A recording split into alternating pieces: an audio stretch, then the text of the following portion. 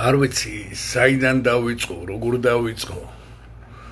პირველ რიგში არც მიმართვა ამ ავაზაკებზე რა ძალოვან სტრუქტურებზე სუსის სამსახური იქნება თუ შინაგან საქმეთა სამინისტრო.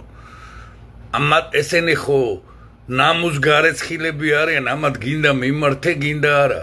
ბიჭო, ქართველებს აი ამ აქციებზე რო ძვლებში რო ამტრებ, თქვენ მართლა არა ადამიანებო და არა ქართველებო რა, მართლა რა.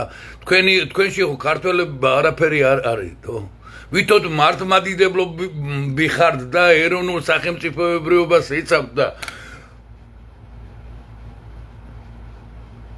აღდგომის ბრწყინვალე დღესასწაულს თბილისი, ლაჰორი პაკისტანს და ბომბეი ინდოეთს გავდა, თო? სადა ხართ? მან აი ამ უზურპირებული ხელისუფლების მომხრეები რა, ქართული ოცნებისა რა, რომ ვითომ და ეროვნული და მშვიდობა და რა ხდება ხალხო? პაკისტანისა და ინდოეთის ხელშია თბილისი უკვე და არაბების ხელში. და არავითარი საზოგადოებრივი პროტესტი არ არსებობს. გინდა მოღალატეობრივი ოპოზიცია.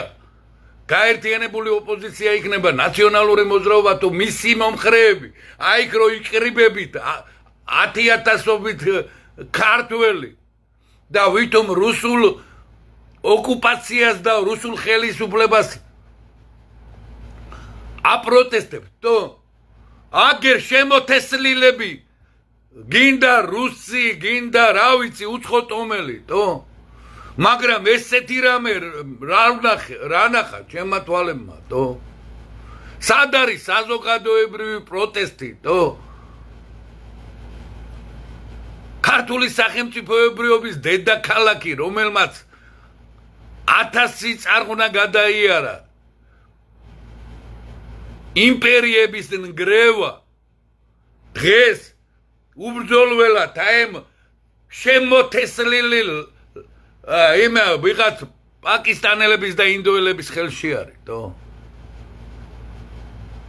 ნახეთ რას გავს, თო ვიდეოები ნახეთ, თო? სად არის პროტესტი? ან ეროვნულები, ვითომ ეს ეროვნულები რო ხართ და აუ და ნაციონალისტები ვალ და ულტრანაციონალისტები, სად ხართ, თო? რატო არ ხდება ზეწოლა პროტესტი უზურპირებულ ხელისუფლებაზე, თო? აი ამ ნაბიჯვარ ბიძინა ივანიშვილი